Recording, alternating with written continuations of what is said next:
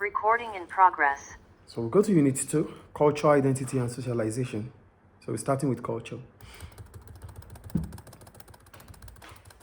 So when we talk about culture, basically we're talking about the way of life of people in the society. Take care. So that's what culture is. This can be defined as the way of life within the society. So what are those things that bring us about culture? Culture includes what we eat, drink, with whom and when. So who are those that we collaborate with? Who are those that we discuss with? Who are those that we eat with? This is part of our culture. Yeah. How we dress and care about our appearance. It's also part of our culture. So we're talking about different things that make up a culture. Also, the language we speak, that's the means of our communication. How we communicate with each other, the signs we give to each other, it's part of our culture. The way the leisure time is being spent, how we spend our leisure time, is part of our culture. The kind of home and family we live in, it's also part of our culture. The religious and spiritual beliefs and practices, the kind of religion we do, the type of religions we do, how we practice them are part of our culture. And the last one, how we celebrate, our celebrations, our festivals, these are part of our culture. So that takes us to those things that make up culture itself, which we call the elements of culture. So what are those things that link up with culture? One, symbols. So when we talk about symbols are anything that carries a particular meaning to you based on your society.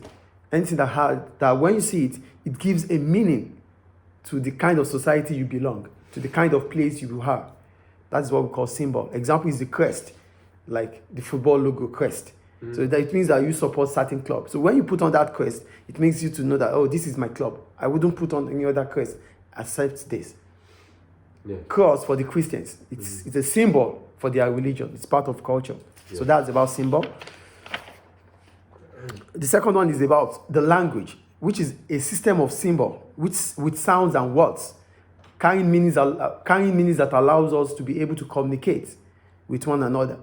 That's what language is about. Do you get it? Yeah. Language is part of our culture. And when we talk about language, we're talking about sounds and words that allows us to be able to communicate with each other based on this kind of society we have. Yeah. That is, language is part of culture.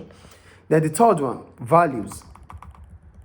When we talk about values, we're talking about the standards of what is considered good and right, which act as a guide on how we should act.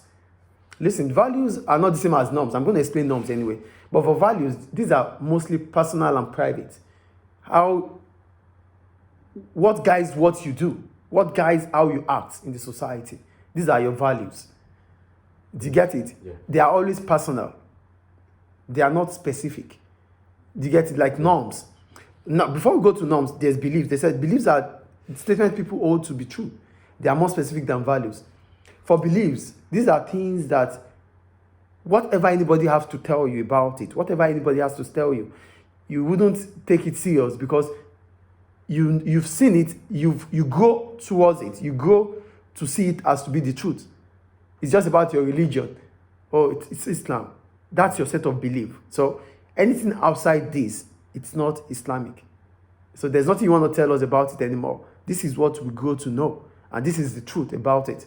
So these are what we call beliefs. These are your beliefs. These are what statements that you have held to the extent that you have seen it to be the truth about whatever you are aligned with. That's what we call beliefs. Yeah. Then we'll go to norms. For norms, these are kinds of behavior expected from us, from the society. Yeah. It's not the same as your values. Your values are the ways you act in the society. These are your values. These are how you feel you should act in the society. Things that guide you on the way you act in the society. That's values. Okay. But when it comes to norms, they are kind of behavior the society expects from us. Oh, yeah. Do you get it? It's not the same as norms. Yeah. But when you look at them, they are all, both norms and values, they are all guides towards how we should behave in the society. Mm-hmm. But for value, it's about how you want to behave in the society. What you feel you should do. What guides you on how you do in the society. These are your values. Yeah. But when it comes to norms, what the society is expected of you in terms of behavior. That's what we call norms. Yes. Do you get the difference now? Yeah. So for norms, sometimes norms are usually enforced through informal means or formal means. So when we talk about the informal means, we're talking about norms being enforced through customs. Customs are what you have accepted over time and you carry on with it. That's your custom. Oh, this is the Libyan custom. This is what we should do. This is what our grandparents have done. This is our great-grandparents have done. This is the link. This is the line of our ancestors. That is custom. It's informal. But when it comes to be formal, it means it has to be forced with the government institutions. There are norms, but they could be informal, which means through custom, and they could be formal through laws, rules, and regulations. Yeah. Do you get the difference here now? Yes. So that's the difference between customs and laws. They are both norms, but customs are informal because they are a set of beliefs, they are a set of things we do that we know, we grow up to know, and we carry it to the next generation custom. Yeah. But for the norms in the society that comes with law means that through the government has to force it to the society by making rules and regulation to make conformity. Mm-hmm. Is it clear? Yes.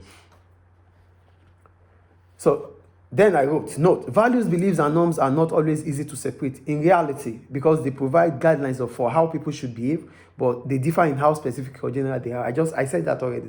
Yeah. For values, they are personal. Norms, beliefs, they are more specific because these are things we see to be truth. But values are based on you, on how you put yourself, how you comport yourself in the society. What makes you to behave that way in the society? These are your values. Yeah. I think it's clear. Yeah. So this takes us to other elements of culture.